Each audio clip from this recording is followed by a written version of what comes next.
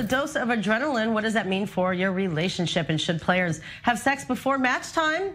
Sexuality and relationship expert Shelley Varode here with more. All right, you just say I'm a golf widow. In the States, when all the men that golf, I'm a golf widow. But I guess they're a World Cup, women are a World Cup widow. Yes. And men that have women that like watching soccer. Yeah. So everybody knows that Israel, I think all of Israel is a big fan of soccer. We love Except soccer. Israel's not in it. This is well, one day maybe, but we are the fans, and I'm sure so many people are flying to the World Cup, and everybody loves the World Cup. Everybody watches the World Cup. Even people that don't watch football. Even I watched the England match. I still didn't, but I will definitely when it's going to get towards the end.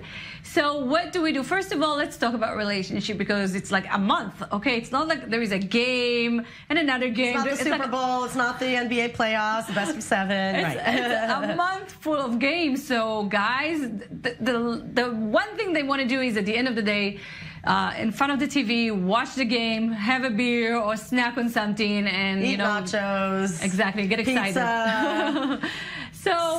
So what do you recommend to, again, we're genderizing, doesn't mean women aren't interested in soccer. It is very true. But from the standpoint of female-male relationships, how, like, women that are not as into it. Yes, because this is where the conflict to not, like, be fighting over something so ridiculous? I would say just let them be. And I know it's 4 weeks, but as much as it's, first of all, it's very important to let our passion exist in our relationship. And I know it's soccer, and I know it can be 4 weeks, but let them be and do if they're passionate about soccer. And it's okay to have passion about something besides your significant other, right? That's good for a relationship. It's excellent. It's excellent because you get the time to do what you always wanted to do and didn't get the chance to do, and want to invest in something and want to do something for yourself, with your girlfriend, even a trip. I think even if you take a flight for a week or 10 days, they'll be like, yeah, sure. Especially if you don't like soccer. Also, most men want to host in the house, and I don't recommend that if we're in the house, but I would definitely recommend that. It's like, we don't want to clean it up. All right, now let's get to the athletes. This is the age-old thing. You see it in boxing movies. All right,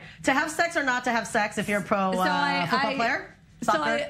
It's a good question. Most coaches, especially when it comes to soccer, a sport that is a little bit more assertive and aggressive, and they want to have a lot of testosterone and go. A lot of sexual frustration. Yes.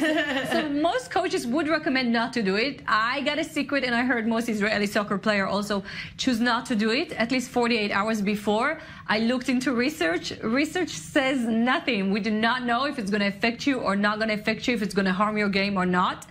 I do know the psychology behind sexuality, and I can say if it comes with a lot of drama, if it makes you tired, if it takes your focus away, don't do it. Exactly, especially like you're thinking in the middle of a match, like, oh, should I call her? Should I not call her?